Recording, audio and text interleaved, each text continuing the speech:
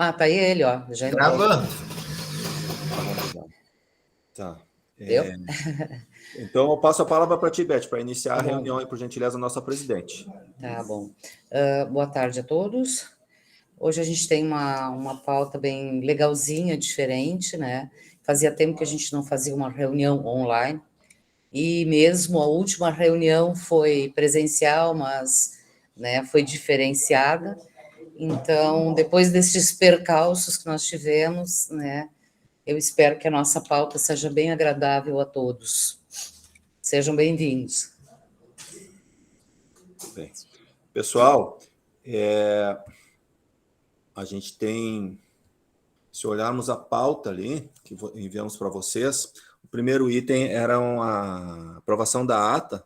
Tá? Nós tivemos um problema técnico também, além dessa reunião aqui, problema com o computador aqui de licença e o Word, coisa, eu não consegui finalizar a ata. Mas daí na próxima reunião isso não vai ter nenhum problema, tá? A gente encaminha a ata para vocês para a gente aprovar. Isso não vai mudar em nada. O outro tema, é uma reunião curta hoje, tá, pessoal? Seria o calendário 2023, que a gente sempre aprova na última reunião do ano. Eu vou compartilhar com vocês aqui, para vocês darem uma olhada. Vamos ver aqui, compartilhar. Compartilhar, apresentar agora. Tela inteira.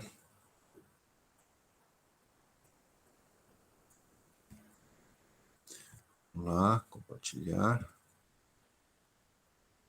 Aqui, compartilhar. Vocês, eu não consigo ver vocês aí. Vocês me digam se vocês estão vendo aí, só façam certinho se vocês estão vendo o calendário aí. Estamos vendo, obrigado. eu estou vendo o calendário. Tá bom, obrigado. Então, nós fizemos nossa reunião aqui de diretoria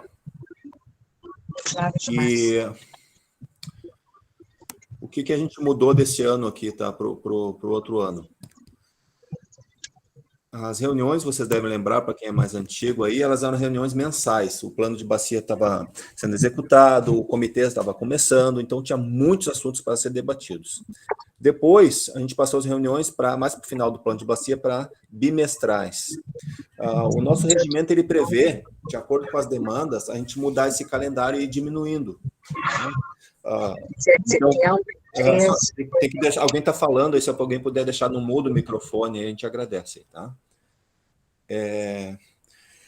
Então, o que a gente entende? Que agora, como estão diminuindo as demandas, nós podemos, por enquanto, deixar para trimestral. Então, a gente, isso é uma novidade, tá? Refez o calendário, e agora nós teremos apenas 4 reuniões. Teremos agora, vocês estão olhando aí, me avise se alguém não estiver vendo, mas teoricamente é para todo mundo estar vendo. Então, teremos a reunião dia 20, é sempre na última quarta-feira, né, de cada trimestre. Então, a última de março seria 29 de março, depois 28 de junho, 27 de setembro e 13 de dezembro a gente antecipa um pouco justamente por essas festividades de final de ano.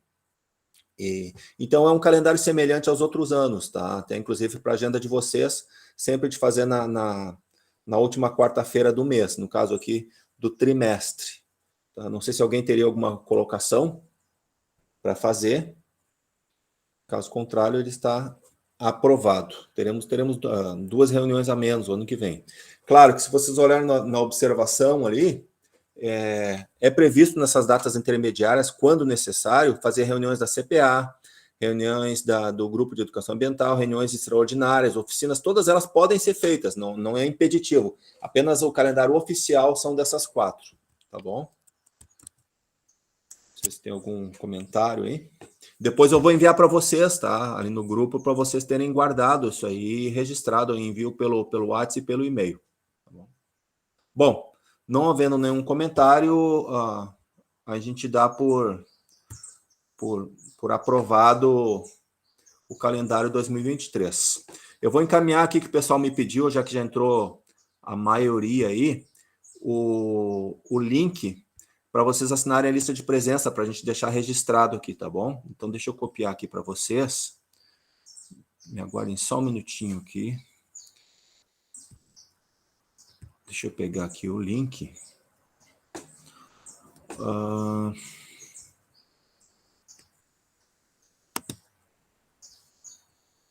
Copiar o endereço de link e colar na reunião. Aí, ó, aí vocês também já podem ir preenchendo, tá? Deixa eu copiar o texto aqui, para vocês saberem, se alguém chegar depois, do que se trata o assunto. O nosso segundo item, eu diria bem importante, como que ele se originou? Vocês participaram presencialmente do nosso seminário que teve, agora em 19 de novembro, em comemoração aos 10 anos do comitê, né, a maioria que está aqui participou, e a gente trouxe uma palestra com o professor lá do IPH, falando sobre a questão de riscos ambientais. E o que aconteceu nessa palestra? Num dado momento dela, das alunas ali, colegas dele, não me vê o nome dela agora, fez um comentário, disse, olha, a gente vai dar um exemplo aqui de riscos, tem uma área dentro lá da saída do Cânion Malacara, em Praia Grande, que é uma área super sensível, então nós estamos preocupados, já tivemos reuniões com o pessoal de Praia Grande lá, e nos causou surpresa, porque a gente nem sabia disso. Ela falou, tem a questão da ocupação, a própria natureza, a gente sabe que existem eventos extremos na nossa região aqui, então, por esse motivo, a gente considerou interessante trazer para essa reunião agora em seguida, agora em dezembro, e convidar alguém que pudesse falar sobre o tema. Por isso, eu até vou abrir a pauta aqui para a gente ver, deixa eu compartilhar aqui com vocês, que é o tema principal da nossa pauta aqui. Deixa eu abrir aqui para compartilhar com vocês, para vocês verem. Onde é que está? Está aqui. Compartilhar. Vocês também receberam a convocação, então vocês receberam o mesmo texto que eu, né?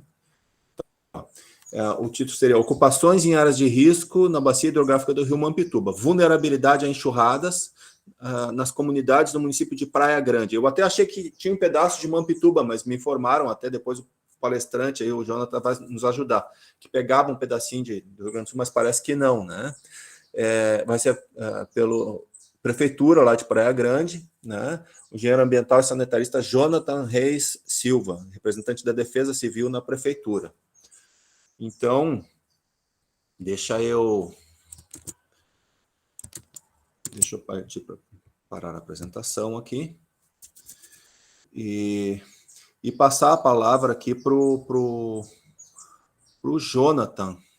Tá ali, eu estou vendo ele. Boa tarde, Jonathan, tudo bem? Eu já conheci, eu estou vendo o teu rosto aí, eu já te conheci, acho que de outras reuniões e visitas aí em Praia Grande, aí de bastante tempo aí.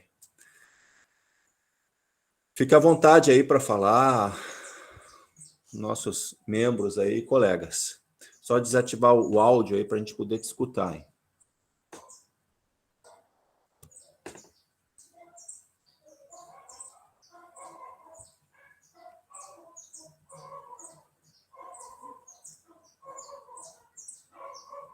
Ver se tu consegue aí.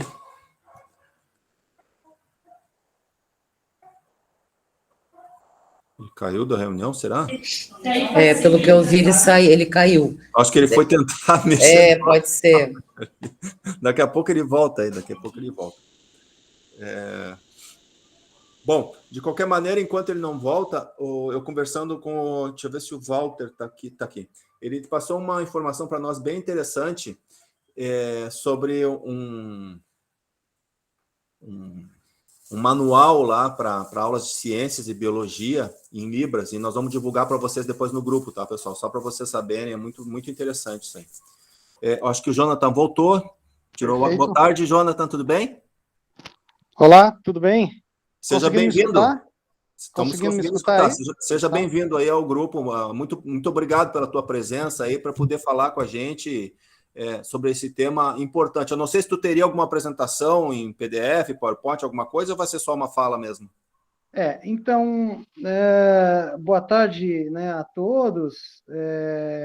A Vera me pegou um pouco de surpresa, a Beth, desculpa, mas eu não preparei áudios. Hoje a gente vai trocar aí uma conversa, um bate-papo, com aquilo que a gente tem vivenciado aqui ao longo desse período à frente da prefeitura e participando aí junto com a Defesa Civil também. Então, mais uma troca de informações e mostrar da nossa preocupação com relação a esse tema, né?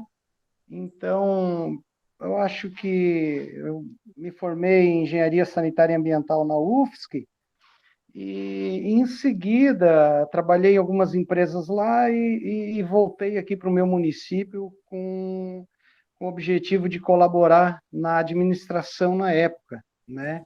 Então, eu tenho aí participado durante já quase 30 anos aqui no município e na prefeitura, né? Então, a gente vem trazendo uma bagagem aí, vem acumulando, vem tentando desenvolver alguns temas, alguns trabalhos relativos a isso. Como eu acabo sendo natural aqui de Praia Grande também, morei 12 anos em Florianópolis e retornei, como eu disse, a gente evidenciou desde 1974, talvez muito aí de vocês que estão participando ainda não tenham nascido, eu estou vendo aí rostos novos, né? Mas assim, eu com 9 anos eu tive que abandonar a minha casa por causa da enchente de 1974, Meu aqui em Deus. Praia Grande, né? E a gente com certeza correu para um ponto mais alto e fomos para uma casa que tinha 2 pisos, e lá de cima eu ficava assistindo com aquela imagem que eu nunca me vou esquecer, com 9 anos de idade, o rio Mampituba como um todo subindo e invadindo tudo, né? E tá aí os relatos das histórias para quem já ouviu falar da grande enchente de 1974, que atingiu muito o que na época pertencia a Torres, é o município de Mampituba, né? Também toda essa região, como Praia Grande, e também deu lá na bacia do Mampituba, do Tubarão, né? Do Rio Tubarão. Na verdade, isso nos sempre traz essas lembranças.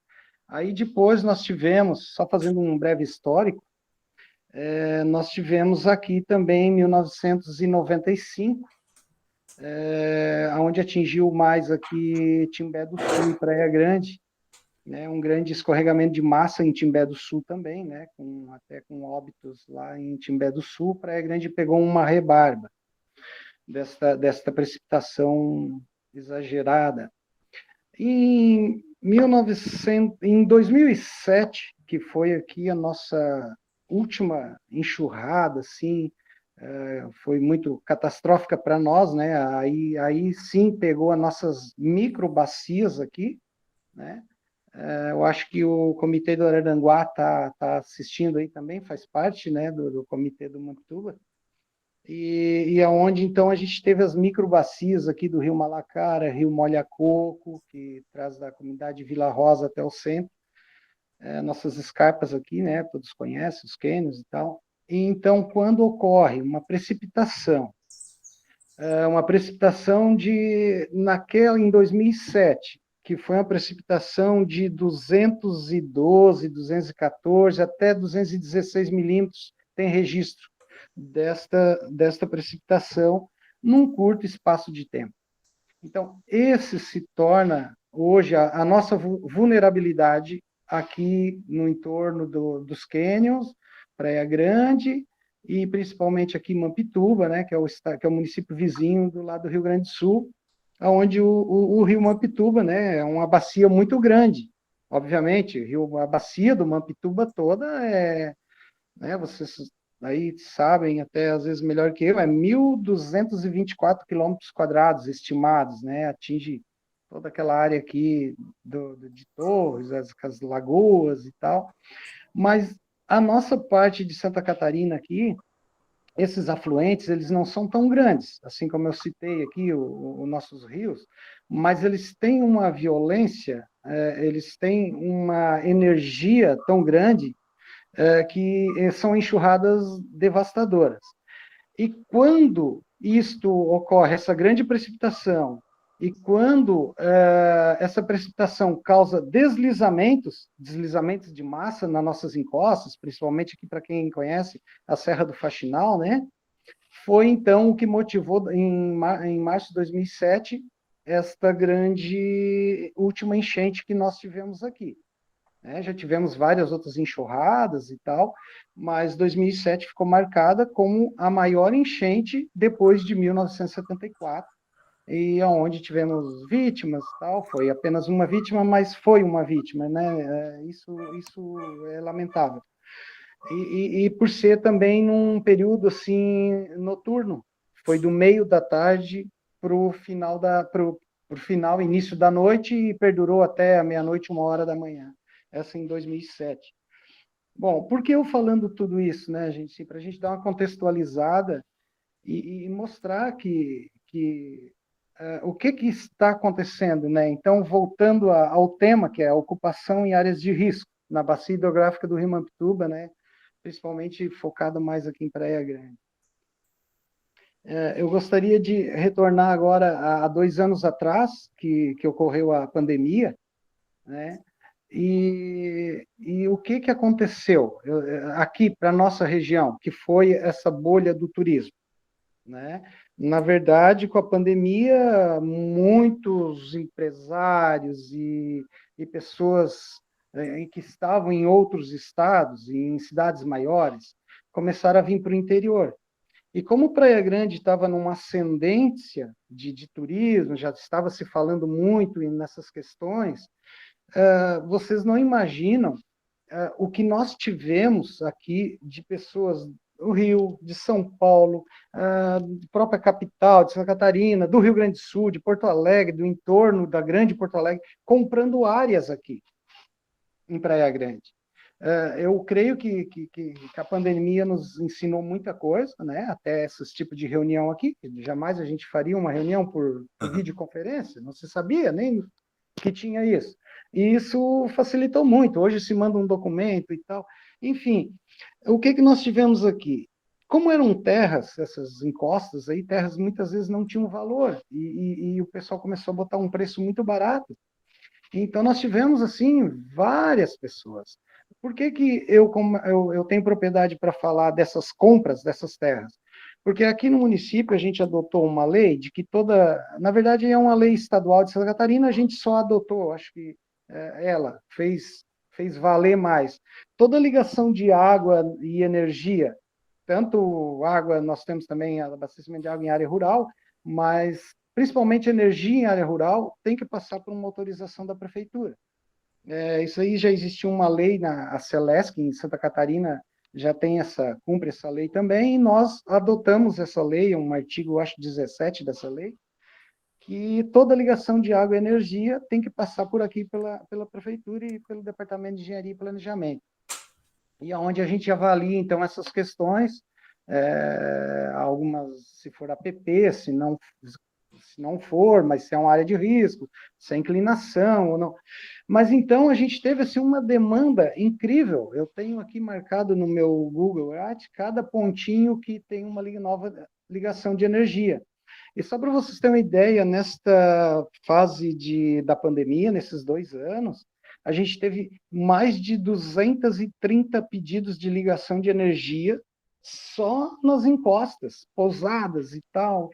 E aonde nos levou essa preocupação, então, das ocupações? Porque todo mundo sonha em vir para o interior e vir para uma qualidade de vida, depois de ter ganho a sua vida nas cidades, nos grandes centros, e começaram a vir para Praia Grande. Houve uma espécie de uma divulgação em massa do turismo, mas houve opa, lá estão vendendo terreno barato, né? E as imobiliárias, enfim, os corretores, todo mundo, é um giro econômico da coisa, e foi inevitável isso. Bom, hoje nós temos, assim, vários empreendimentos na Serra do Faxinal, tanto de pessoas que já eram donas, que herdaram terras, e de pessoas que vieram de fora e compraram. Alguns empresários, né, outros venderam para fazerem pousadas, outros construíram pousadas, e está havendo essa preocupação, então, hoje, por parte nossa, deste equilíbrio, de tentar ver, né, tanto a área da questão dos efluentes, aonde que está indo isso, como se está tratando esses efluentes, né? Você imagina aí 200 pousadas na Serra do Faxinal com um sisteminha de fossa e sumidouro largando e amolecendo mais ainda o, o, né? Desculpa o vocabulário, mas eu gosto de falar bem simples assim.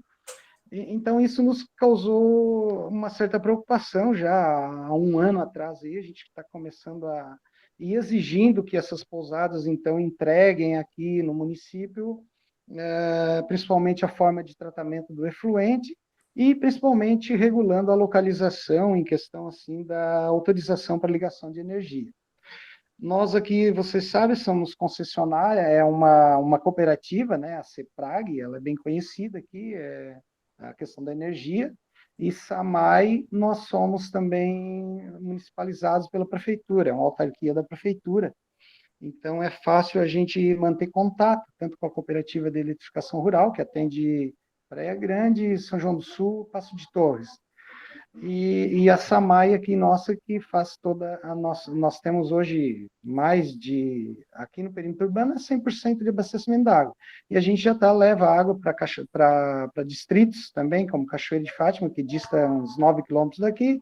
A gente leva água para Vila Rosa, a gente leva água para outra comunidade do interior, que é Pintada. Então, existe já área rural também com abastecimento de água. Até por um fato de ser um SAMAI, né? Eu já fui também diretor da SAMAI por um período em administrações passadas, então a gente consegue, todo mundo quer esse serviço, mas, enfim, o que nos levou voltando, né? Não perder o fio da meada aí, o que nos voltou com essa preocupação que a gente teve uma reunião aqui com o CPRM. Então, foi onde a dona Beth, né, desculpa, dona Maria Elizabeth, ela é a presidente do comitê e eu não sabia que era ela, né, ela teve mais ali um representante aqui. E esta reunião com o CPRM, a gente acabou se aproximando e sabendo que o comitê, que eu não sabia, eu já participei desse comitê, no tempo que eu comentei com a Beth, do tempo do engenheiro agrônomo Nabor, ela me falou que ele já faleceu. E já teve, na época, né, todo um entusiasmo por esta bacia, embora a ANA, a Agência Nacional das Águas, toda essa história, disse, não, vocês lá é um riozinho pequenininho, né, vocês se virem lá e tal. Parece que tem esse histórico aí nas atas, né, dona Beth? A senhora pode confirmar isso? Ela fez um joinha ali. Quem pode confirmar bem é o Christian, que está batalhando há mais tempo, mas confirmo também porque, né, a gente sabe dessa história. Então, na época também se tentou várias reuniões, os prefeitos estavam muito preocupados com as enchentes da época também e tal, então houve aquele entusiasmo por parte dos prefeitos e as reuniões eram descentralizadas por municípios, né? Uma reunião descentralizada em Praia Grande, outra em São João do Sul, outra em tal, enfim. E depois esse negócio esfriou. Não sei que pé deu, eu nunca mais tinha sido convidado para participar do comitê do Mampituba, não sabia como estava. Aí, através do professor pesquisador Massato e da professora também da URGS, né, o Massato da URGS, e depois através da professora Cláudia, aqui da curso de energia da UFSC de Araranguá, a qual eu sou voluntário nos projetos com eles, no apoio àquilo que a prefeitura pode dar e mostrando a realidade nossa aqui. Eu sou voluntário junto com a professora Cláudia e com o Massato, assim, que a gente pode sempre estar conversando e voltou toda à tona essa preocupação. Tanto é que a Defesa Civil aqui fizemos um seminário aqui, tipo um curso, tentando formar os professores da rede estadual e municipal, e convidamos mais alguns participantes, o pessoal da URB, o pessoal da biólogo do parque, enfim. E tivemos, não foi muitas pessoas, mas tivemos um aproveitamento muito grande, onde o professor e a professora, juntamente com seus alunos, colocaram os dados já que eles têm disponibilizados das estações que eles instalam aqui. Então, hoje, a bacia do Mampituba, eu posso falar aqui do lado de Santa Catarina, ela está bem coberta de instrumentos, pluviômetros e etc., medidores de vazão. Então, neste lado que está se concentrando mais a nossa preocupação e a preocupação do professor Massato, junto com a professora Cláudia, do curso de energia da UFSC, neste sentido, de nós termos esses instrumentos, de monitorar isso, de ter isso em relatórios, para a gente poder o quê? Chega um empresário que vai se instalar aqui em qualquer região nossa, a montante, ou né, nas cabeceiras da bacia do Mampituba, né? A Pedra Branca, que fica à cabeceira do Mampituba, desce o Josafás, lá pela Rota do Sol, enfim, vocês conhecem um pouco a geografia nossa aqui, até por estar participando do comitê, né? E a gente, então, preocupado com isso, estamos alertando, mostrando, formando esses professores nossos de geografia, principalmente, para que comece também a conversar com os alunos e comece a ter esse enfoque nas aulas de geografia, um estudo mais micro-regional, né, bem regional, na verdade, e comece a disseminar mais, então, essa preocupação. Porque até então era agricultura, o cidadão lá morava no interior, tinha a sua roça de banana e tal, geralmente nas encostas de morro, aqui é isso, né, a nossa cultura.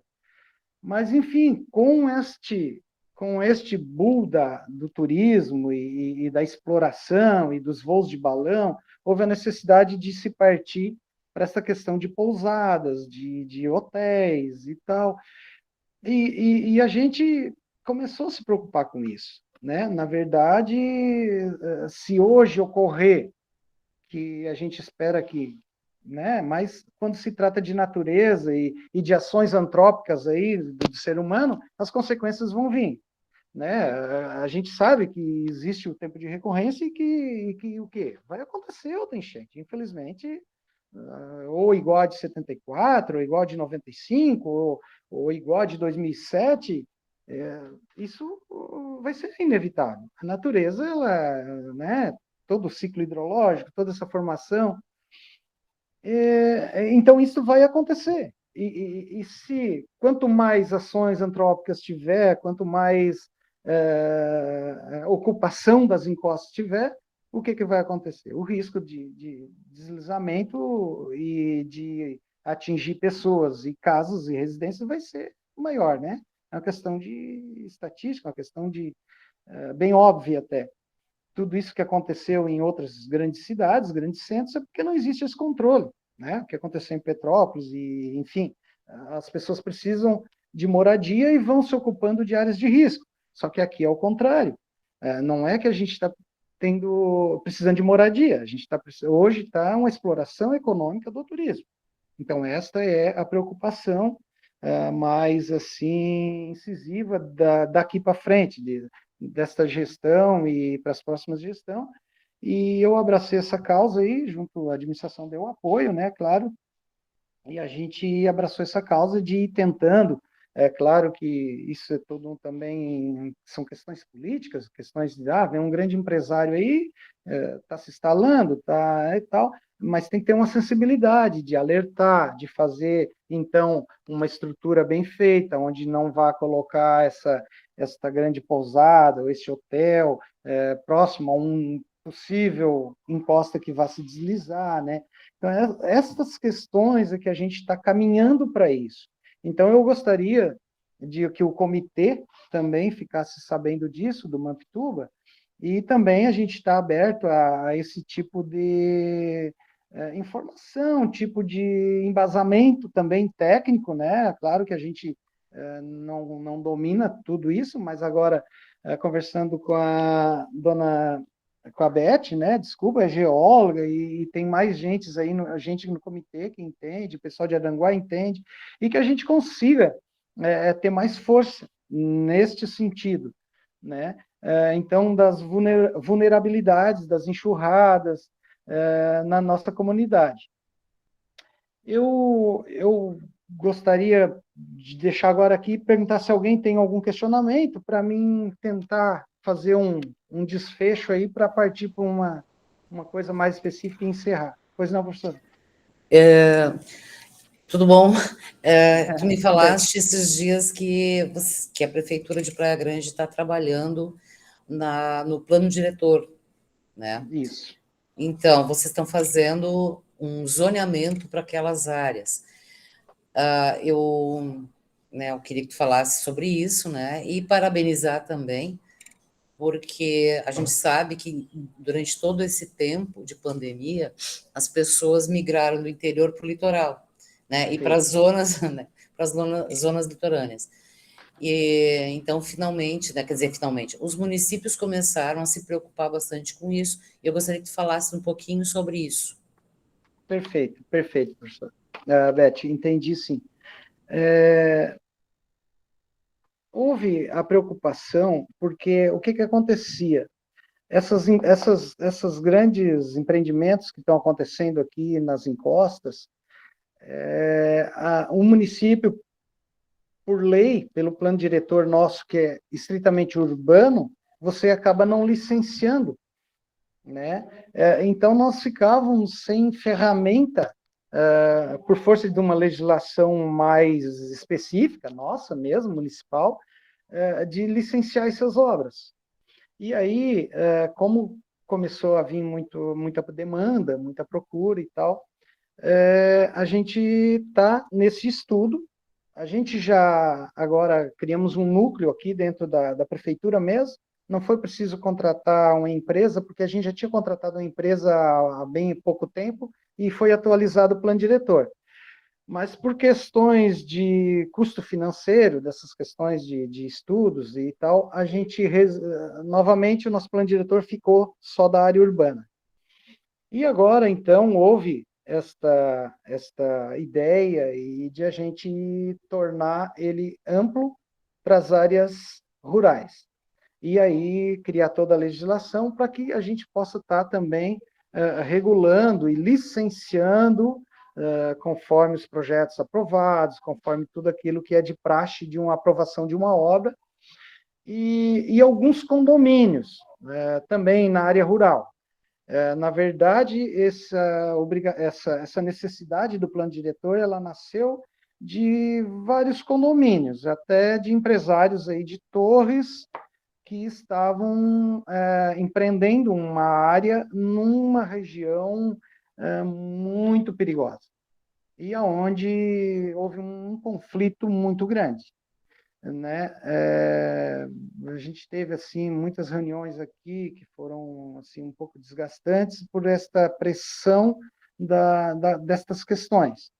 Bom, então, em relação a isso, hoje nós já apontamos todo o nosso plano diretor, já revisamos todos eles, e então contratamos uma pessoa que está aí viabilizando essas questões das áreas. A gente fez um estudo, bom, esta área aqui daria para algum empreendimento, esta outra aqui, já pensando lá na área rural, né? Toda a área rural.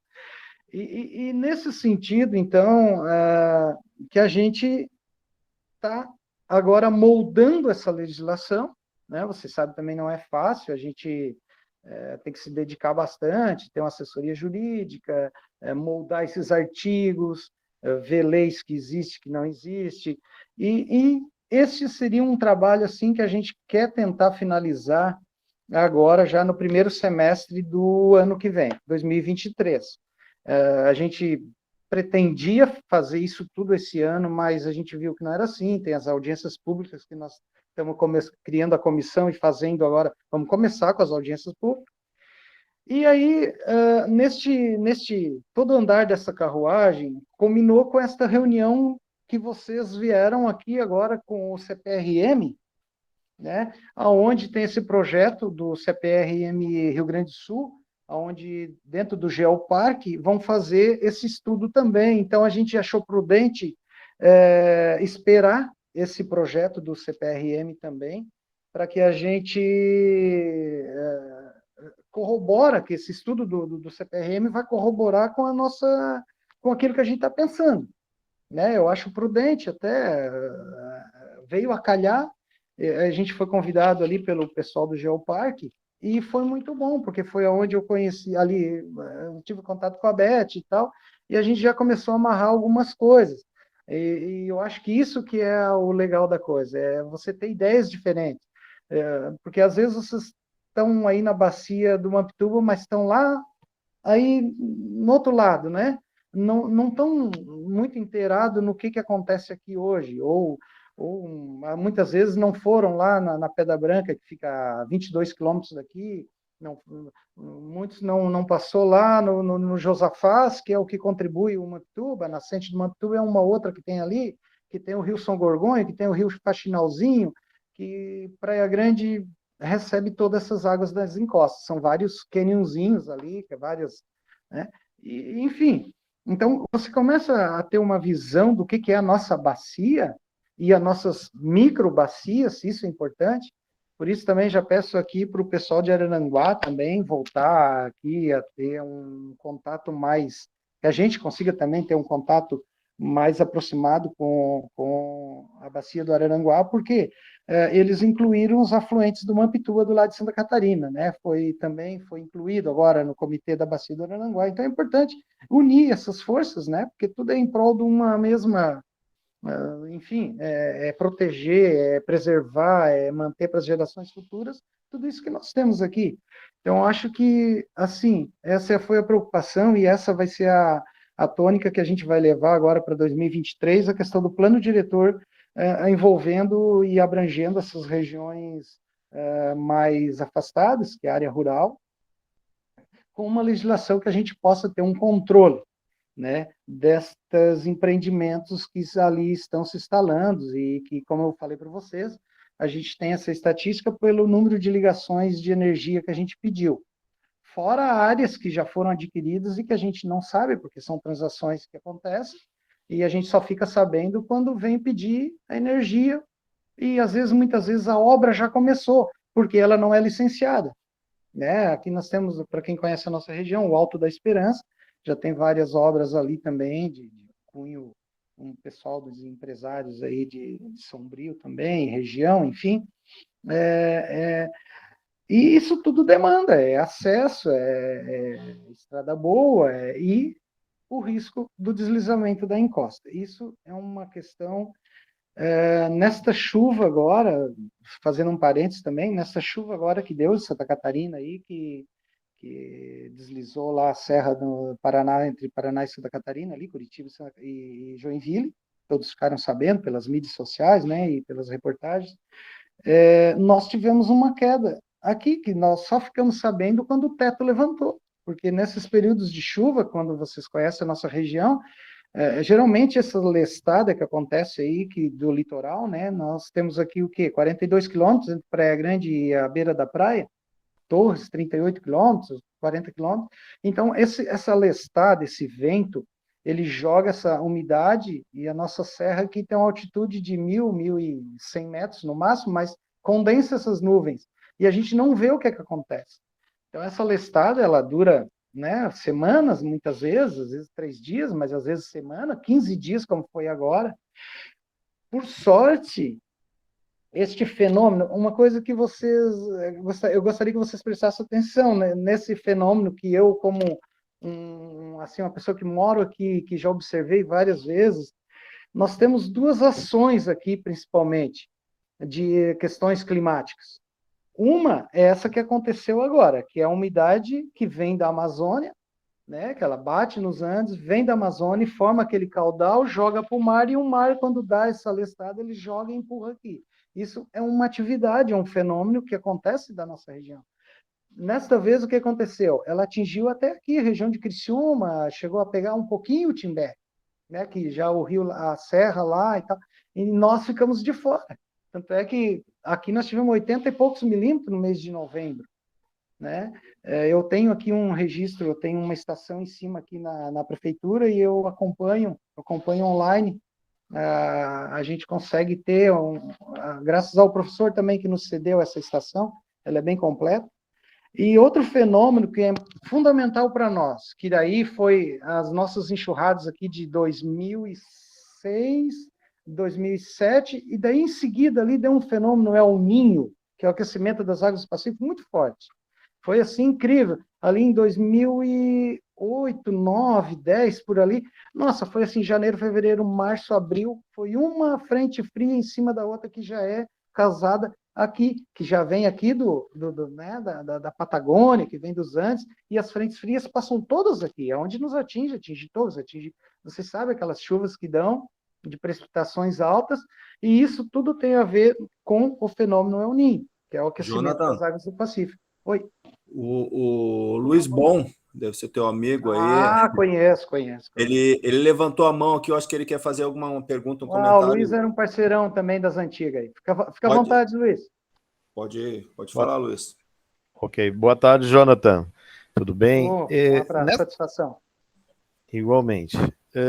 Jonathan, a questão da averbação, ou anuência, melhor dizendo, da área que é periférica ao Parque Nacional, e esse fluxo, quer dizer, eu entendo que qualquer ação que exija licenciamento ambiental, teoricamente, tem que ter uma anuência, se não estou enganado, do parque ou de uma unidade de conservação ao redor, né? E isso está acontecendo ou não, ou isso já está superado? Como é que funciona quando você fala dos empreendimentos, né?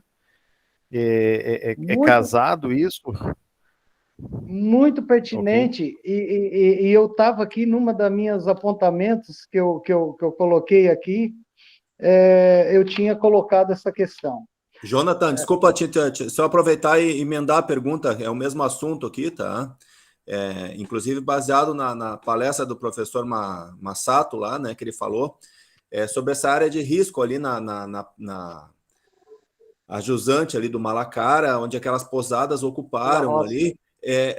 Como é que aquelas pousadas conseguiram entrar ali com licenciamento da federal, municipal, assim por diante? Como é que ficou essa questão aí? Eu acho que está dentro do mesmo assunto a pergunta aí.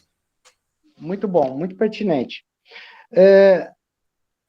Eu só gostaria de colocar assim, antes do ICMBio, existia o IBAMA, né, como um todo.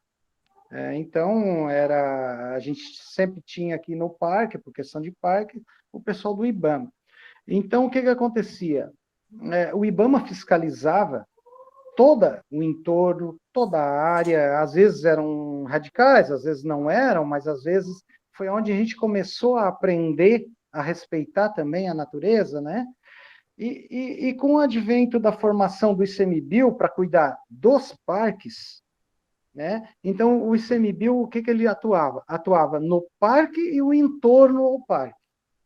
E era uma ferramenta que nós tínhamos, porque o município não tem essa condição dessa fiscalização, né? A Polícia Ambiental em Santa Catarina, ela foi formada até depois, e ela também presta esse tipo de fiscalização, mas o que acontece? A Polícia Ambiental atua mais por denúncia, e muitas vezes, por questões, não se formula essa denúncia como ela tem que ser feita. Então, com o advento da pandemia e com trocas de governo e tal, o que aconteceu? O ICMBio, o IBAMA, esses órgãos, eles, queiram ou não queiram, desculpa falar aqui, mas eles foram um pouco sucateados também, né? E o parque, ele, como um todo, ele parou de fiscalizar essas coisas. E aonde a gente já estava acostumado que o parque fiscalizava, né? A gente tinha contato com os analistas que estavam ali, a gente sempre teve contato, para quem conhece, o Deonir, o pessoal e tal. Bom, enfim, o que aconteceu? Houve totalmente um desleixo. Ninguém mais fiscalizou, nem a prefeitura, nem o ICMBio, nem o IBAMA, nem a Polícia Ambiental. E justamente nesses 2 anos de pandemia foi onde aconteceu toda essa ocupação da questão da bacia da encosta do Malacara, do Molha-Coco e, consequentemente, da bacia do Mampituba. E como eu comentei, nós não tínhamos instrumentos legais, né? A gente ligava a Polícia Ambiental Maracajá, não, mas estamos sem viatura, não podemos ir, tal, não sei o quê. Infelizmente, estas pousadas que ali se instalaram, e são inúmeras, não houve uma solicitação de licenciamento, né? No máximo, o que eles fazem? Eles tiram uma certidão ambiental, onde eles vão lá, pegam um técnico, né, que tem atribuição nessa área, um biólogo, um engenheiro sanitarista, um engenheiro ambiental, tira uma certidão, onde o IMA, aqui em Criciúma, que é a nossa regional, é o Instituto Meio Ambiente, a antiga Fátima, ela aceita essa por legislação, o profissional assume uma RT dizendo, a área não, né, e retiram essa certidão. Né? Na verdade, que eu estou falando para várias pessoas, até me desculpe aqui, mas na verdade é isso que acontece. Geralmente as pousadas elas não são licenciáveis, elas são licenciadas por uma certidão de atividade, às vezes, muitas vezes não constante ou constante na resolução do conselho, mas que não exige licenciamento, na verdade, ela exige uma certidão de conformidade ambiental, onde o técnico assume essa RT e beleza, e é liberado, é online isso. Ele jogou a RT ali, jogou o requerimento, a certidão está impressa e está lá, ele entrega para o dono. Né? Ô, Jonathan, Aí, desculpa, só... como eu sou o moderador aqui, eu vou tentando não, ver vamos, e as a pessoas que questão estão também pedindo. Tá. a questão do tempo vai... A Amanda, da Prefeitura de Mampituba, levantou a mão. Eu vou passar a palavra para ela para fazer uma fala. Sim, E eu, prefeitura tem a tua licenciamento. colega aí, e eu já vou aproveitar para perguntar para a Amanda, tá? Se a gente sabe que também o município de Mampituba também tem vários afluentes ali da descida dos cânions, e se está acontecendo esse mesmo problema com as pousadas, né? E aproveito para perguntar para a Amanda e para o Jonathan se tudo bem, a pousada está ali, foi dado a licença, se pelo menos o pessoal da comunidade que vive a jusante da saída desses canyons aí, que tem risco, se pelo menos eles já foram avisados, se tem algum sistema de alerta, alguma coisa assim, já que eles já estão ali, né, para caso dê alguma enxurrada muito forte, não aconteça um desastre, como a gente já viu lá em Angra, por exemplo, ou Petrópolis, assim por diante. Mas eu passo a palavra para a Amanda primeiro, e depois eu continuo a fala, Jonathan, pode ser? Perfeito, Christian, obrigado. Boa tarde, pessoal. Aqui no nosso município de Mampituba, a questão da defesa civil está um pouco mais atrasada. Vocês estão me ouvindo? Sim, estamos ouvindo, pode continuar. A gente não tem esse sistema de aviso. No próximo ano, a gente tem que implantar aqui um mapeamento dos locais. Assim, em comparação com Praia Grande, a questão de pousadas é bem menor. O que a gente teve aqui no último ano são mais parques de camping e parques de motocross, quadriciclos. São passeios durante o dia, assim. Mas grandes pousadas não se tem. E aqui difere um pouco, né, por ser Rio Grande do Sul. A questão do licenciamento é mais fiscalizado, tanto pela Patran, como aqui no município a gente tem a nossa secretaria. Então, a gente emite as licenças, né? Tá bom, obrigado, Amanda. Perfeito, Amanda. Sim, eu queria perguntar aí para o colega se a administração pretende montar uma secretaria de meio ambiente, como é que está essa situação aí? Em Praia Grande, Amanda? Isso. Amanda, então, assim, o prefeito Elisandro Fanica, na verdade, já existe no organograma da prefeitura esta secretaria. O que não tinha era secretário, mas ele agora, fazem 6 meses, ele nomeou um secretário, tá?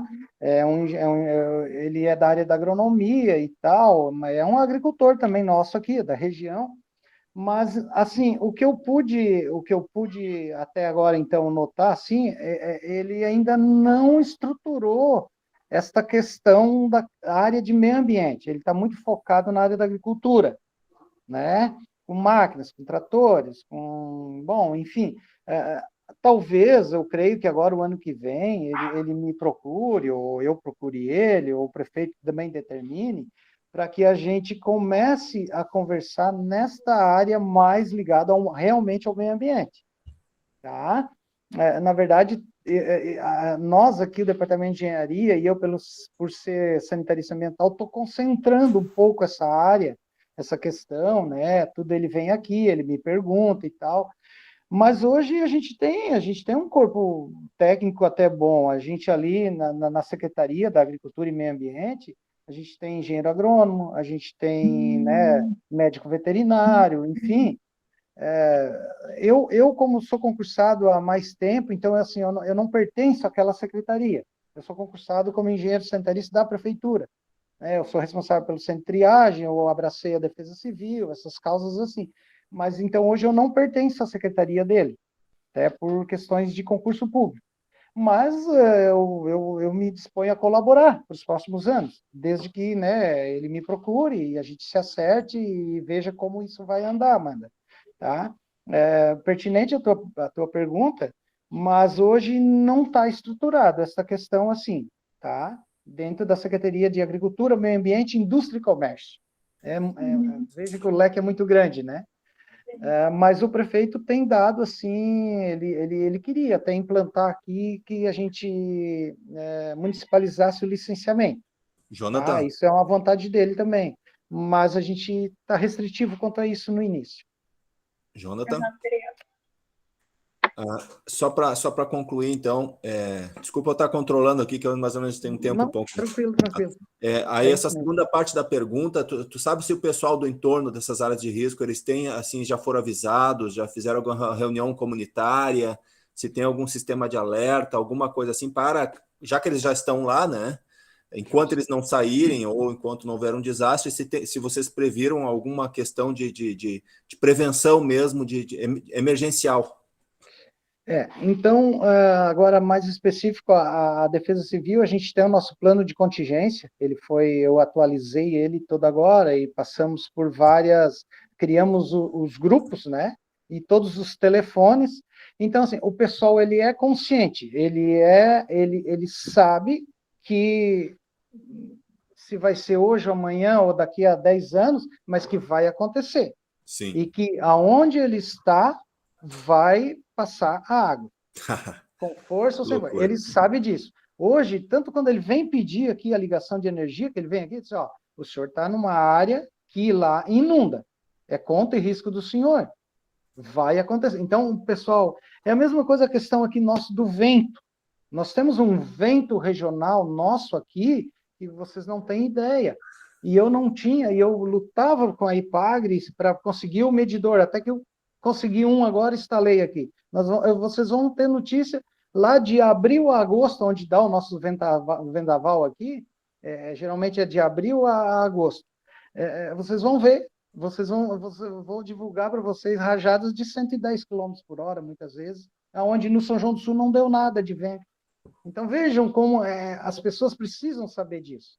Então, esse curso agora, essa formação dos professores de geografia das escolas, essas palestras que a gente está se aproximando e a gente percorre muito.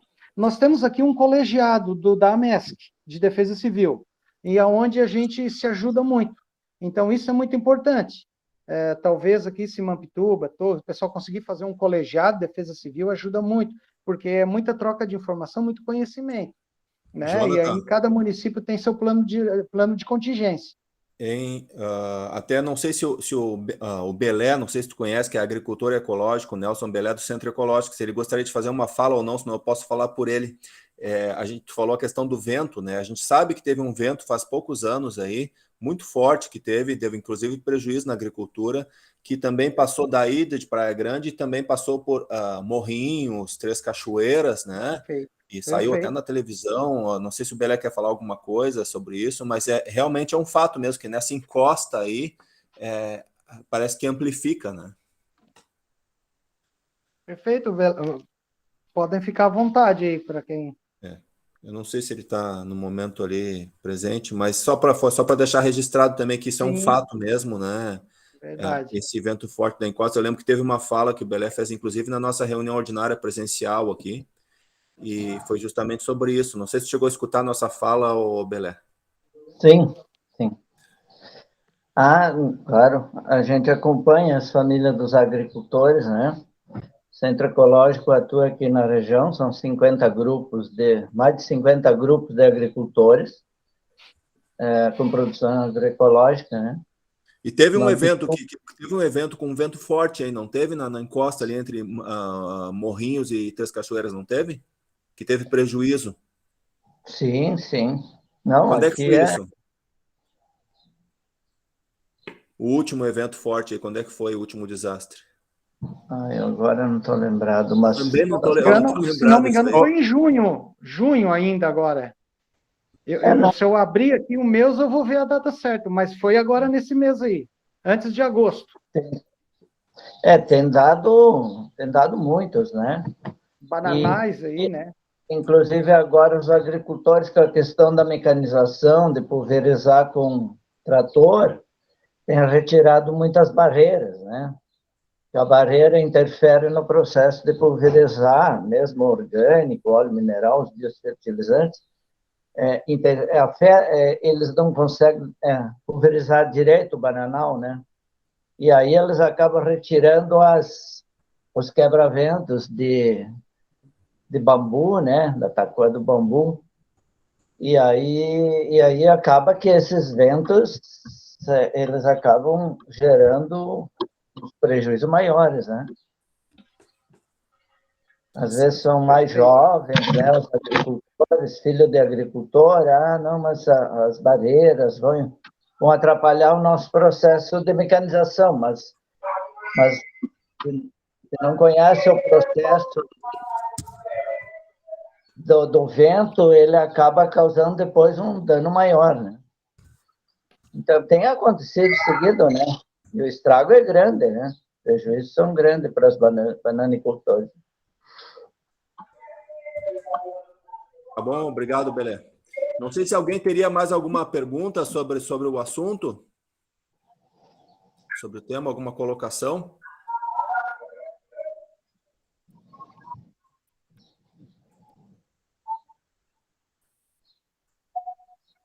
Caso contrário... Então, eu agradeço a oportunidade. Eu peço desculpas porque eu não preparei assim, né, com áudios visuais. Eu não preparei uma palestra, na verdade. A Beth me convidou para ter essa interação com vocês. Eu de pronto atendi por questões assim, né, Beth, de também se aproximar de vocês, né?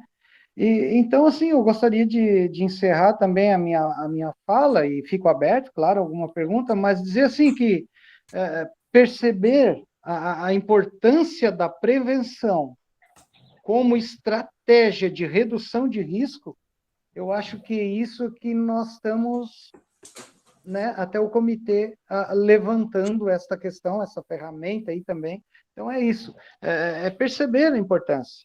Né? E isso a gente tem que abraçar, tem que interagir, até como funcionários públicos que, né, tem que vestir a camisa, né? Tem que se doar para o município e assim como a IPAGRE, esse pessoal aqui no Rio Grande do Sul é Emater, aqui em Santa Catarina é IPAGRE, é um pessoal que vive lá junto com o agricultor, com as pessoas, e esse sentimento, né, essa questão, bom, tudo bem, vamos atuar aqui, mas com uma forma segura. Né? A gente tem dito aqui para os nossos turistas, olha, façam suas cabanas, mas olha, nós temos um vento aqui de abril a agosto, que se você não fizer bem feita a sua obra, você vai colocar em risco, talvez, quem esteja morando lá, né? Ou se tiver com algum turista e tal. Então, é nesse sentido que eu queria assim, encerrar, também dizer, estou à disposição, desculpa que eu me alonguei, a gente fala um pouco demais, mas temos à disposição aí. Muito obrigado pela oportunidade e por conhecer vocês também. Só fazer uma pequena fala aqui, Beth, um pouquinho antes aqui. Jonathan, muito obrigado aí, vou passar a palavra para a Beth depois, mas em relação à tua fala ali, eu anotei dois pontos importantes, tá? Um deles, como comitê, nós fizemos, né, Beth, nosso seminário aqui, convidamos o professor Massato, e o que a gente concluiu? Que agora, em 2023, nós pretendemos fazer um novo seminário, tá? vamos convidar o professor Massato, não sabemos, talvez a gente não é obrigado a fazer a reunião presencial em Torres, tá? Apesar da nossa sede do Comitê Mampituba ser em Torres, a gente pode fazer fora, a gente já fez reuniões em outros municípios e a gente já fez reunião em Praia Grande também.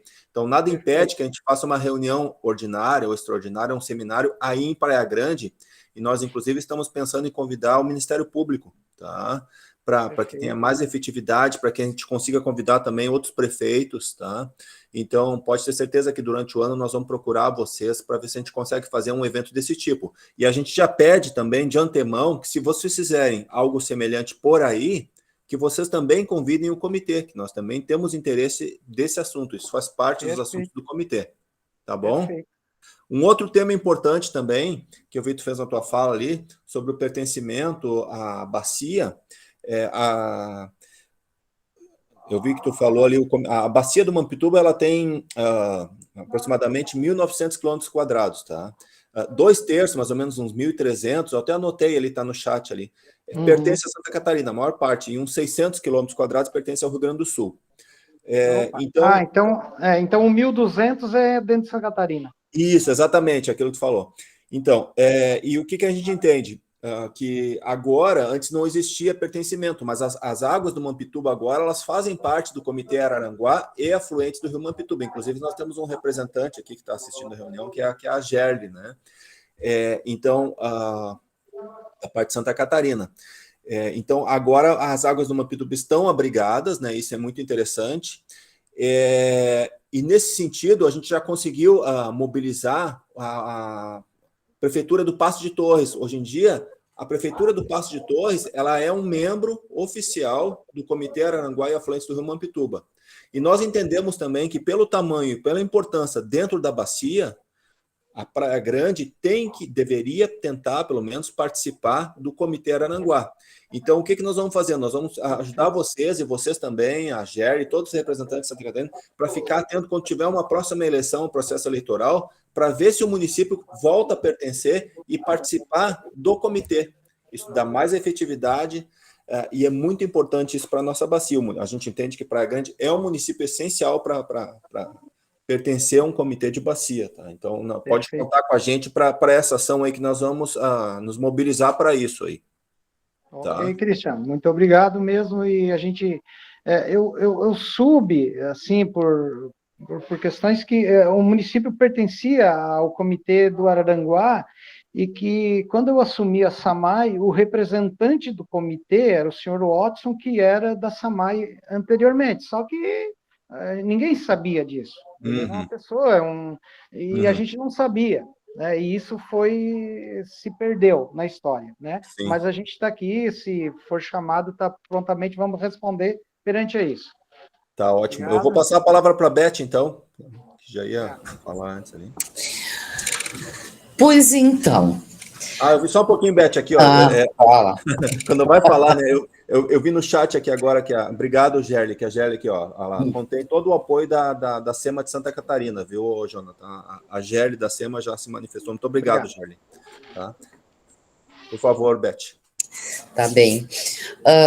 Pois então, aquilo tudo que a gente já vinha tratando no nosso lado aqui, fechou um ciclo agora, né? Porque a gente conseguiu, semana passada eu conheci o Jonathan e ele me conheceu, e a gente fez um evento do Geoparque, o SGB, ou melhor, o Sistema Geológico Brasileiro, CPRM, vai fazer um mapeamento no território, e deste mapeamento, depois, a gente pode também fazer mapas de áreas de suscetibilidade, áreas de risco, juntando todos os dados que a gente consegue com o professor Massato. Existem outras equipes trabalhando no Rio também, pessoal da Unesp, me parece. Então, existem várias coisas acontecendo.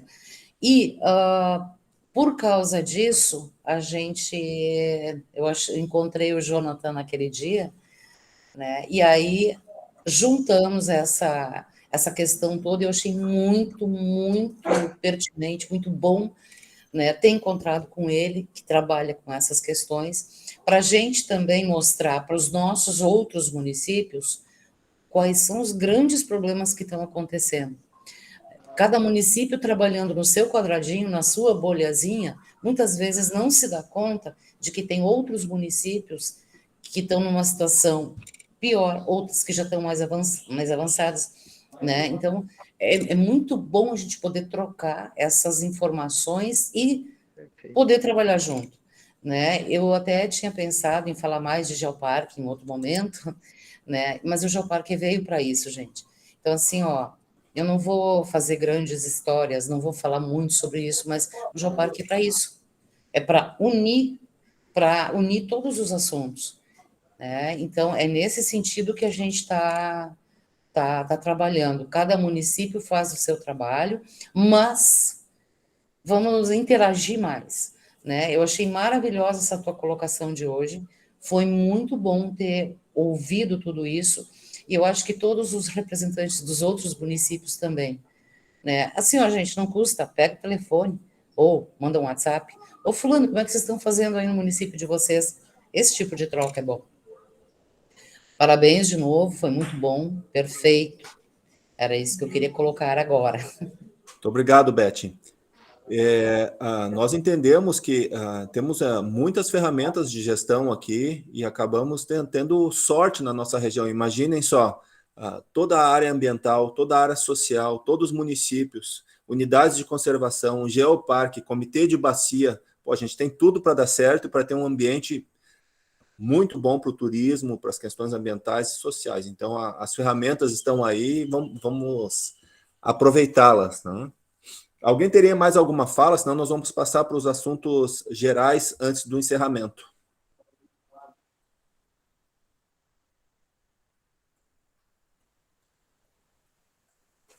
Certo. Então, mais uma vez, obrigado, Jonathan.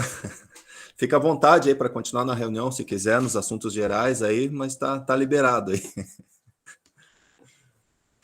Muito obrigado. Sobre os assuntos gerais, pessoal, eu recebi a Beth está por dentro do assunto aí. O comitê recebeu uma reclamação essa semana, que na verdade é uma reclamação recorrente, tá? Aqui na Praia da Cal. Então, o presidente da associação dos moradores da Praia da Cal procurou o Comitê Mampituba, não me veio o nome dele aqui agora, eu conheci ele por apelido só, não me veio o nome dele aqui agora, que é o Vandeco, de repente alguém conhece, só o apelido. E ele pediu para que, eu convidei ele para participar da reunião aqui, para fazer uma fala nos assuntos gerais, mas eu acho que ele não pôde vir. E então, eu vou passar rapidamente aqui, tá? Aproveitar que está a Beth, ela representa o comitê, mas não deixa de ser da prefeitura, né? Também tá os representantes, eu estou vendo que também está a Eliane aqui, que representa a Surlite da Corsã, está o Adriano, que é também está ligado à estação de tratamento, tem a Anne, que é da Secretaria da Saúde do Estado, né? Eu acho que o Tiago da Corsã está por aí também, que é a questão recorrente dos vazamentos de esgoto, pessoal, na Praia da Cal, em vários trechos ali próximos ao calçadão na rede de esgoto. Isso está causando muita preocupação para as pessoas. Acho que a Anne, que é da Secretaria de Saúde, pode falar muito bem para nós sobre isso, né? O esgoto a céu aberto, se uma criança chega a brincar com aquilo ali como se fosse um riozinho, uma aguinha, aquilo ali tem até risco de morte, né? Pode ter cólera, pode ter hepatite, diversas doenças que podem literalmente causar a morte de uma pessoa. E chegando o verão, agora isso causa preocupação. Se o Tiago pudesse fazer uma fala para nós, rápida, sobre como é que está a situação desses vazamentos frequentes e se a gente tem uma possível solução para o futuro aí. Não sei se o Tiago gostaria de falar alguma coisa. Boa tarde a todos. Boa tarde, Tiago. Muito obrigado pela presença aí. Não, estamos à disposição. Referente à questão da Praia da Cal, tivemos vários problemas ali. Enfim, nosso principal, falando de forma geral, o nosso principal problema de extravasamento de esgoto, seja o local que for, o principal é o excesso de gordura, vamos dizer assim, em dias normais. Até vou ver se eu consigo conversar contigo, já se eu acho as fotos, até para poder disponibilizar aí, que a gente fez bem na Praia da Cal. A gente tirou num PV ali, que acabou acumulando próximo à elevatória de esgoto, no caso, né, que acabou obstruindo ali na entrada da elevatória, por consequência trancou todo o sistema, no caso um todo, né, então não chega na elevatória, automaticamente não sai o esgoto da rede e não vai para a estação de tratamento. Então a gente fez, além dessa limpeza, no caso fizemos algumas limpezas ali, e em todas elas, vamos dizer assim, a gente estava com as placas de gordura acabam se soltando das redes, no caso, né? E acabam depois, a gente faz a limpeza, dá um tempo, onde assim, a boa parte durante a primeira limpeza, que a gente já tem o caminhão hidrojado, essa gordura se desloca até o PV, que é o posto de visita, a gente retira essas gorduras, automaticamente o fluxo normaliza. Só que com esse jato que a gente passa dentro da rede, nem sempre toda a gordura, todo o sólido que está grudado na parede, ele se solta no mesmo momento. Às vezes acaba sequencialmente, vamos dizer assim, uma semana depois, um dia, enfim, não tem um prazo definido, né? Quando acontece daí, acaba se desprendendo novamente mais essa quantidade de gordura e acaba indo enfim, soltando de novo e trancando em algum outro ponto, no caso, associado a outros sólidos que nós encontramos dentro da rede. Enfim, de forma geral, ali, panos, que a pessoa joga o balde sujo com água ali assim, tá o pano dentro, joga no vaso sanitário, vai até a rede, absorventes, enfim, tudo que vocês imaginarem que pode passar pelo ralo, que vai sair das casas assim, entra na nossa rede.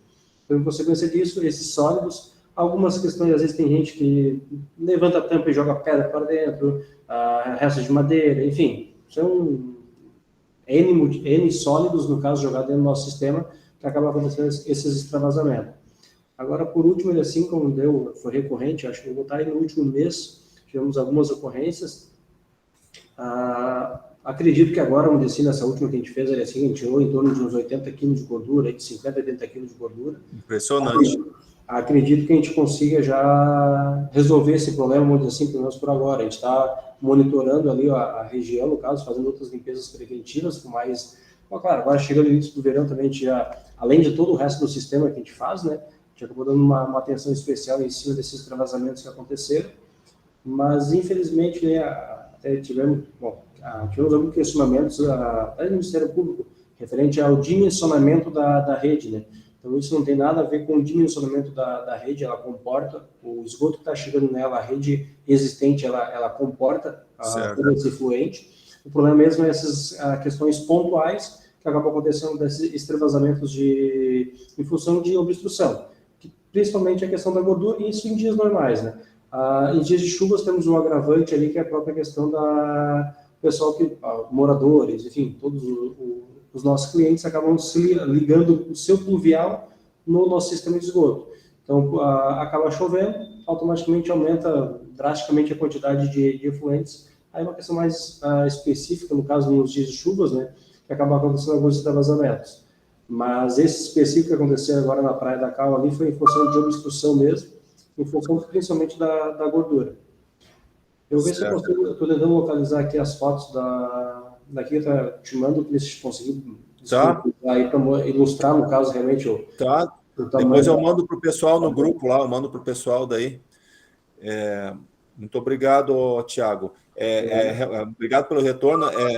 Isso foi um motivo de preocupação, porque algumas pessoas relataram ali, né, que estavam preocupadas, porque tanto na saída da Posada, ali, que é perto da pracinha, quanto perto da Santinha do Morro do Farol, ali na Cruzeiro do Sul, eram dois pontos ali que vaza o esgoto, por exemplo, numa região central da cidade, entendeu? Não existe um contato direto, assim, a pessoa está trabalhando, não tem criança, mas ali, como era no calçadão, escorria como se fosse um arroiozinho em direção à areia, à beira da praia, e estava passando algumas crianças ali, sabe que criança procura isso, né?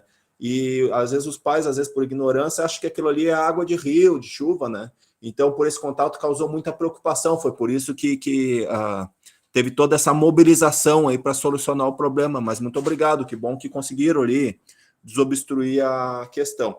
O Rivaldo tinha pedido a palavra, não sei se eu acho que é o mesmo tema, ou se é sobre um outro assunto dos assuntos gerais. Fica à vontade, Rivaldo. Obrigado, Link. Não, é uma outra situação aí que eu penso que seria importante, de repente, o Conselho oficiar os órgãos envolvidos, se posicionar, que é a questão do jet ski, ali na saída do Rio Mopituba, né?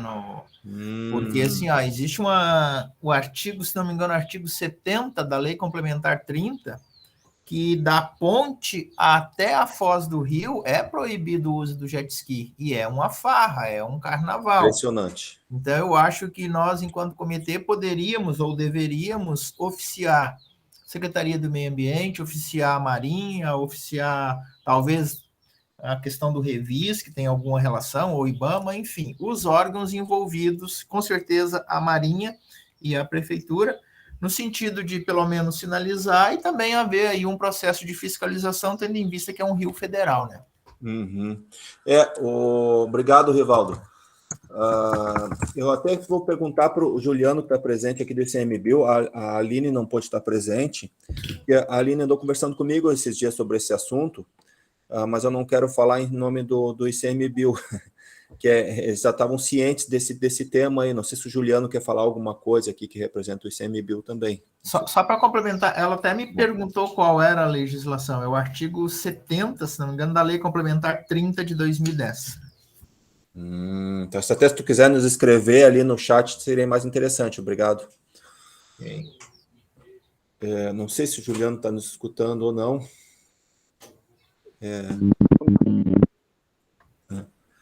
Oi, Juliano, tudo bem? Boa tarde. Boa tarde, consegue me ouvir? Consigo ouvir, obrigado pela presença aí. Não sei se tu escutou a última fala, o último assunto aí. Sim. Então, eu não estou inteirado o suficiente para estar opinando sobre isso, né?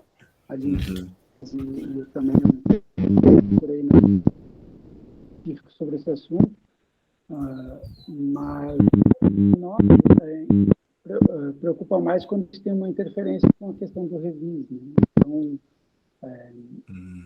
especificamente o pessoal está... Desculpa, Juliano, eu não sei o pessoal, mas eu não estou escutando. Eu não estou ouvindo, tá ruim o som. O microfone teu, Juliano, acho que está dando contato no fio ou no fone aí, está atrapalhando a fala aí. Não sei. Eu vou tentar mandar uma mensagem depois, acho que fica mais fácil. Tá bom. Mas o Christian, só se me permite só complementar, na reunião lá do Revis, esse assunto foi tratado. Isso. Estava o pessoal da Marinha, e aí depois a Aline me procurou, me perguntou qual era a legislação, eu passei para ela, e aí a partir daí eu não sei o que aconteceu. Então, assim, a gente sabe que tem impacto. Pois é. A gente sabe que tem impactos para o Revis, fora o fato de, naturalmente, estar sendo também uma questão que é uma proibição estadual, já que no oceano, e no caso aqui desse trecho do Rio Mopituba também é proibido. Certo. Juliano, tu pode fechar o teu áudio para nós de novo aí, que está dando barulho na nossa reunião aqui. Aí, obrigado. O Walter tinha levantado a mão, não sei se é o mesmo assunto ou é um outro assunto. Walter, fica à vontade. Boa tarde. Não, eu gostaria de complementar, porque a colocação do Rivaldo foi muito pertinente. Eu já tinha falado isso na última reunião do Revis, né? Porque além de estar muito incidente na foz do Mampituba, na frente, na beira da praia, aqui na Prainha, na Praia Grande, na confluência que tem a Praia Grande com a Prainha, muitos jet skis, praticamente nos finais de semana sempre se vê. Então, é uma coisa que eu concordo, Cristian, que está colocando, de fazer uma mobilização, né, e multar esse pessoal. Né? O que foi dito, o que vem sendo dito é que não se consegue enxergar, não consegue se ver, mas é colocar o barco ali na saída e pegar os caras na volta. Não tem outra solução para isso. Né? Porque vai acabar, né, tendo vários problemas de saúde pública, né? O que se fala em atropelamento ali na saída, porque tem muitos surfistas na saída do Mampituba. Isso é um problema sério. E sem contar a proibição. Né? E sem contar a proibição. E se vê todo dia ali, dentro da área do Revis, é frequente. Eu enxergo sempre no verão. E agora, nesses semanas mais quentes, sempre.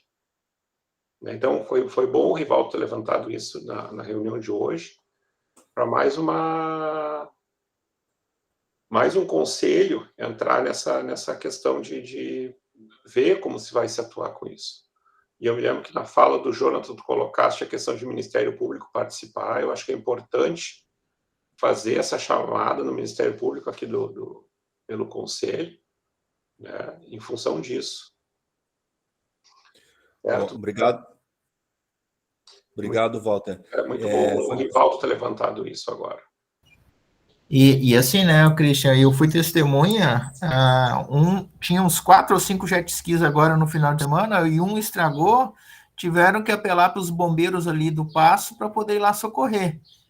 Então, quer dizer, ainda tem mais isso, né? Se colocam em risco, colocam os outros em risco e ainda ficam demandando o público. Seria interessante, obrigado, Rivaldo e Walter, pelo que está me parecendo aqui, apesar de envolver o ICMBio, falar com a Aline e Juliano, está me parecendo que é uma questão um pouco mais do Rio Grande do Sul. A Caroline teve que sair mais cedo da FEPAM, da Surlite aqui, da Gerlite, e também o Guaraci, o comandante do pelotão ambiental, ele também justificou a ausência, tá? Mas eu vou entrar em contato com eles, se eles tivessem, tanto a Caroline quanto o Guaraci tivesse presente, a gente já poderia até dar algum encaminhamento aqui. De qualquer maneira, nós vamos procurar eles para ver realmente essa questão de pôr em prática essa legislação aí, né? E para ver, apesar de ser essa lei estadual que o Rivaldo falou, nós estamos num rio federal, né? Então, teríamos que ver isso aí. Desculpa, a lei essa é municipal. É municipal. Tem municipal, e aí tem a situação do cara que entra pelo Paço, que é outra situação. Mas a lei estadual é sobre o mar, o oceano. Agora, no Rio Mampituba, no trecho entre a ponte e os moles, é uma lei municipal. E aí só se aplica a Torres, e aí tem esse problema legal também. Tá entendido isso aí. Vamos ter que ver realmente como é que vai ser o mecanismo, tá? E no caso de atuação, como um rio federal, o Rio Mampituba, né? A gente sabe que a capitania fica lá em Tramandaí, né? E eles fazem visitas aqui esporádicas, né? Eles não vêm assim com muita frequência aqui.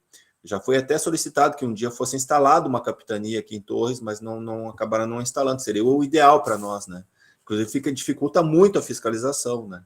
Mas nós vamos tentar resolver essa questão aí, sim. O seu Oswaldo tinha levantado a mão, acho que não sei se é o mesmo assunto que queria falar, Oswaldo.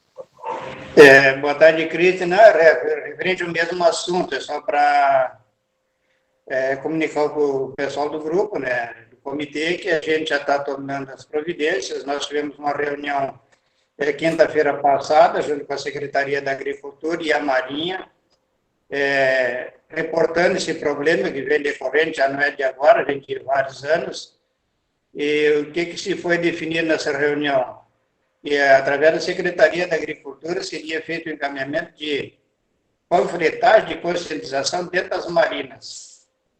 E desse momento a gente vai colocar as placas nas marinas também, reportando e avisando da proibição e a lei nossa municipal que proíbe da ponte de concreto ou da baliza, que é 2.000 metros da boca da barra até onde começa a baliza, dali para lá é proibido qualquer tipo de jet ski, a não ser embarcação de bombeiros, enfim, da Patran, IBAMA, ICMBio. Mas a gente já está providenciando isso aí sim, tá? Agora, vamos ver, a Marinha está disposta, o que ela nos pediu para que ajudassem ela, fotografando as embarcações e mandando para eles. Eles identificam que eles vão fazer autuação, vão fazer apreensão, enfim, eles vão localizar essas embarcações, que todo jet ski do lado tem uma identificação. Tá, pessoal? Só para ajudar aí. Obrigado, Oswaldo. Antes que alguém peça a palavra aí, deixa eu só fazer um comentário. É muito importante isso aí que o Oswaldo falou, pessoal, pelo seguinte, é mais importante, a gente sabe disso, quem trabalha com grupo, né, Geoparque, Comitê Mampituba, o Revis, é mais importante a conscientização e a informação do que a multa, a fiscalização e a autuação, né? O que eu quero dizer com isso? E que vai ao encontro da fala do Oswaldo. Não adianta a gente querer multar um cara de jet ski que virão outros jet ski, outras pessoas, porque a informação ela vai continuar sempre desinformação, né? Então a gente teria que tentar encontrar algum mecanismo, realmente, como o Oswaldo falou, da pessoa que entra, não sei, pela Marina, por algum outro local, porque senão vai ficar infinitamente as multas ocorrendo, porque sempre virão novas pessoas, novos jet skis, e nunca vai parar isso aí, né?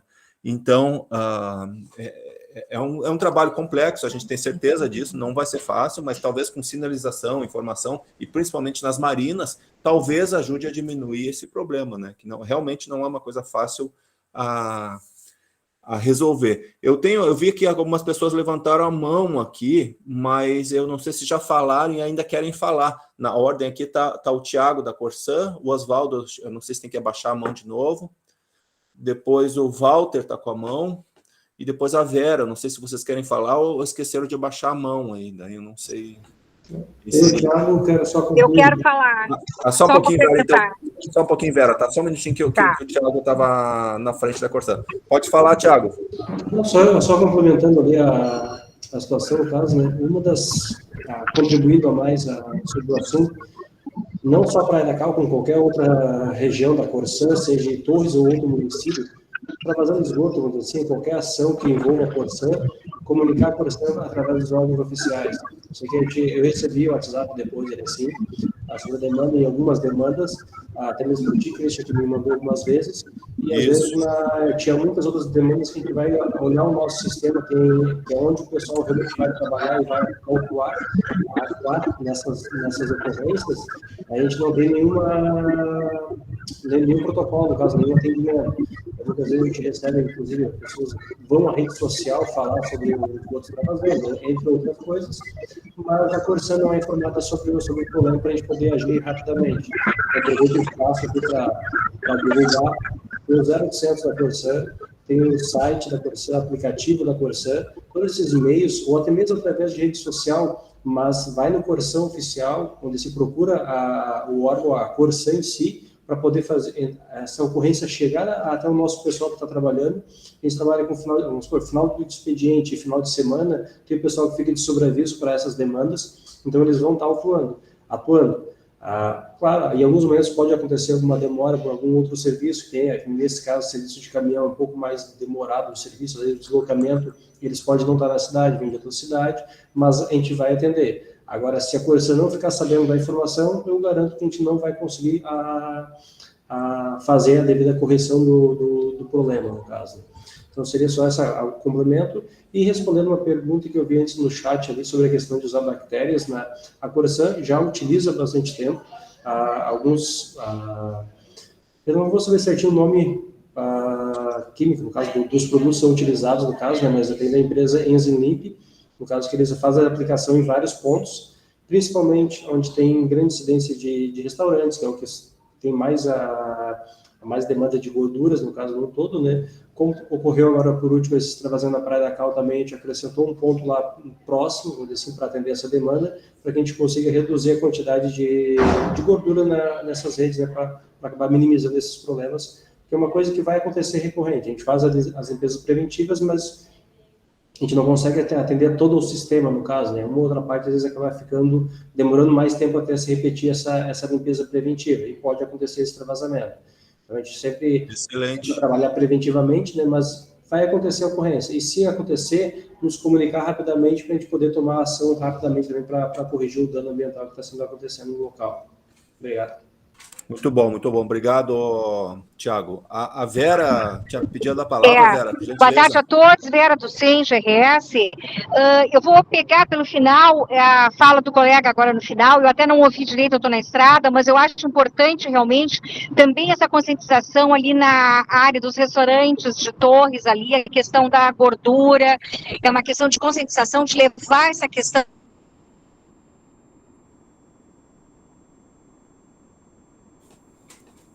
porque já aconteceu lá na Praia da Cal, né? Então acho importante também, de repente, pensar da questão dos jet skis de estarem andando em áreas indevidas. Eu acho que fazer um trabalho nas marinas, que até o Christian falou, muito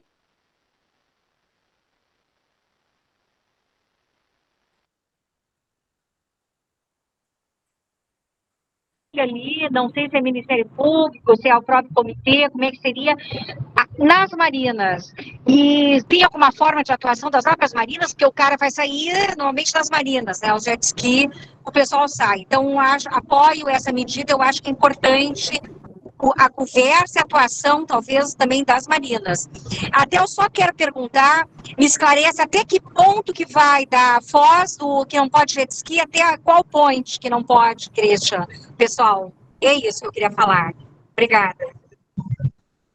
Obrigado, Vera. Não sei se o Rivaldo pode responder, me parece que é até a ponte mesmo oficial ali que passa os carros, né? Me parece que é até ali. A Ponte Nova? É, a Ponte Nova. Tá, perfeito. Obrigada.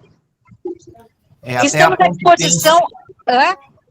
até a Ponte Pêncil, entre os moles e a Ponte Pêncil. Até a Ponte Pêncil, tá.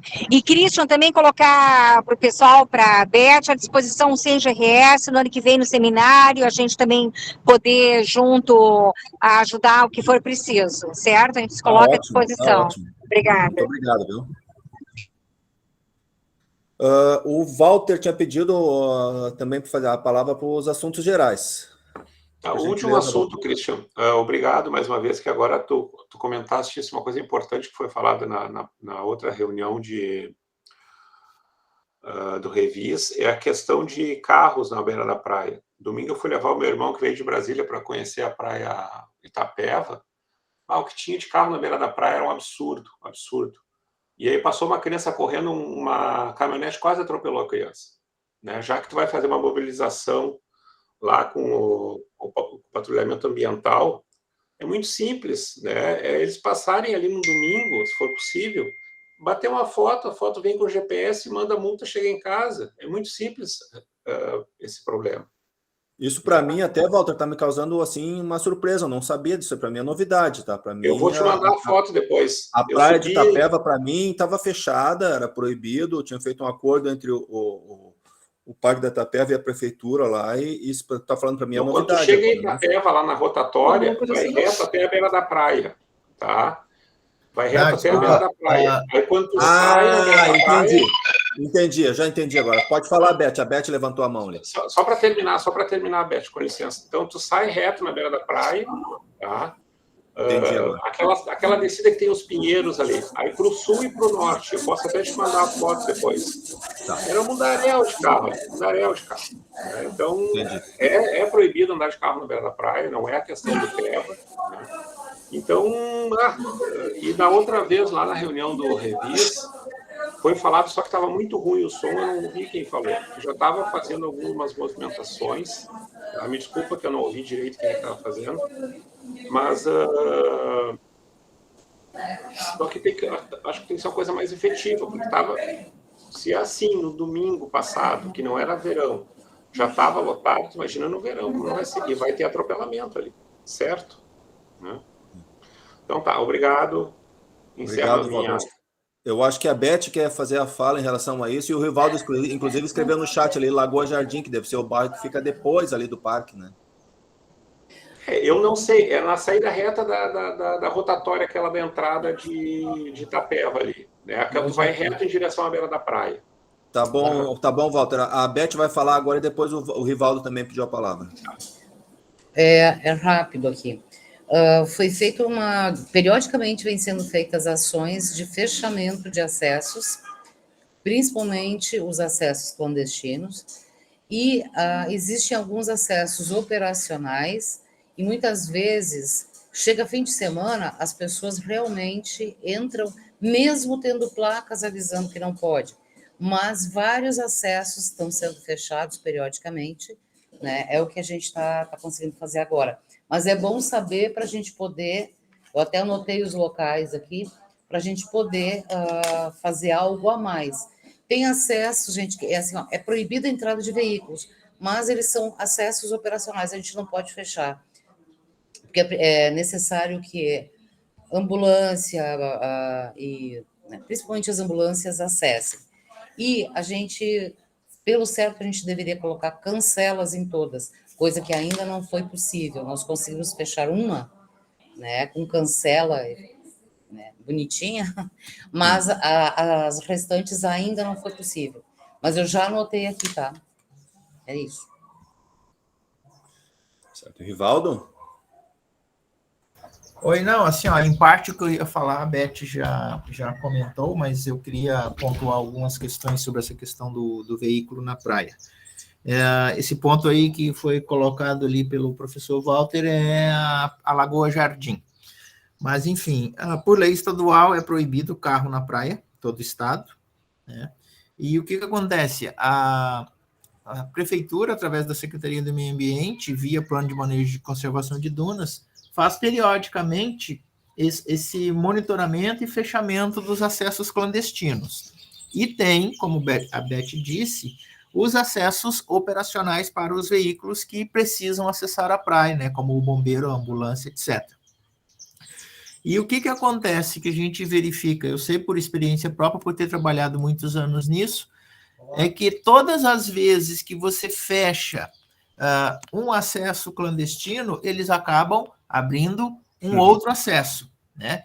Inclusive, eu não sei se o pessoal da FEPAM está aí, eles queriam que a gente retirasse todas as casuarinas da faixa de praia.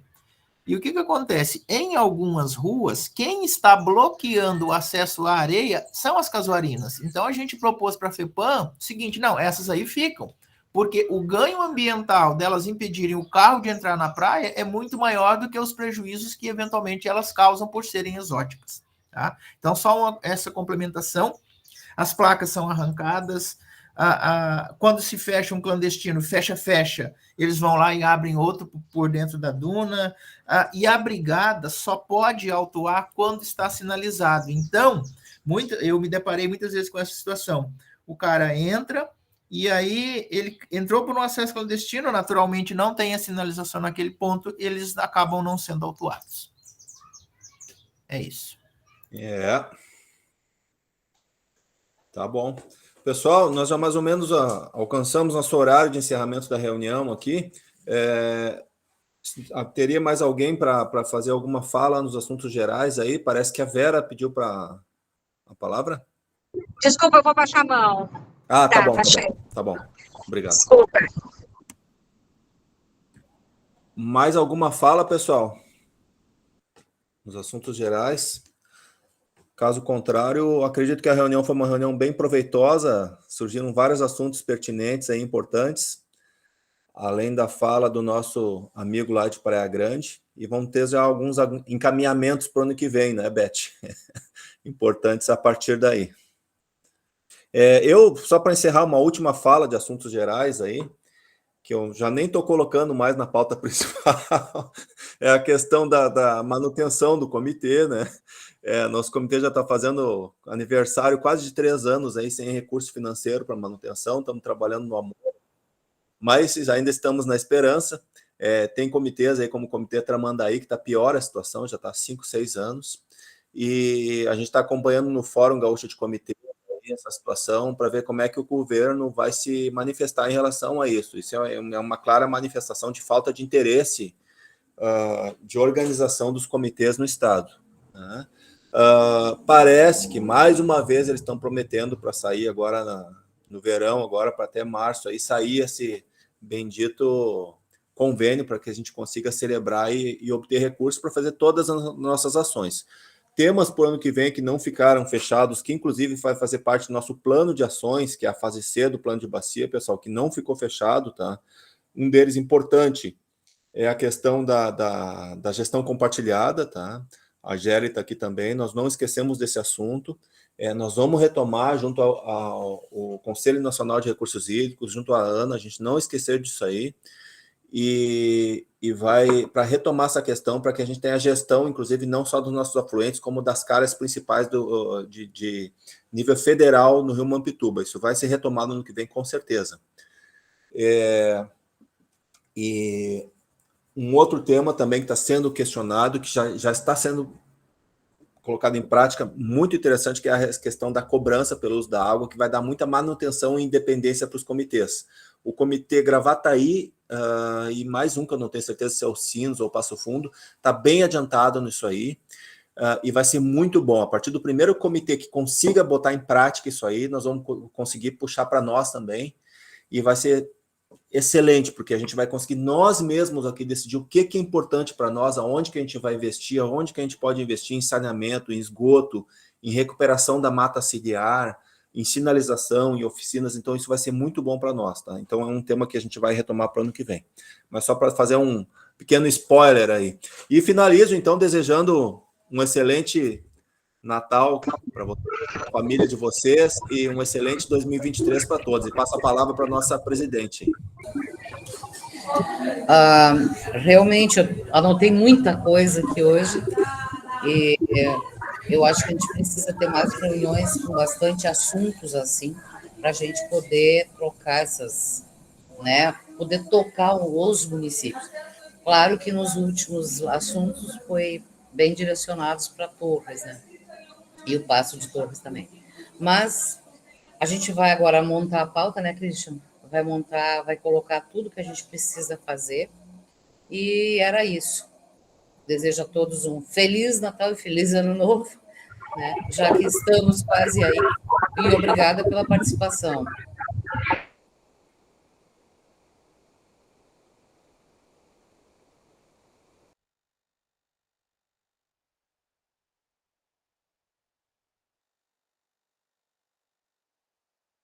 Posso interromper a gravação, Christian? Festas a todos.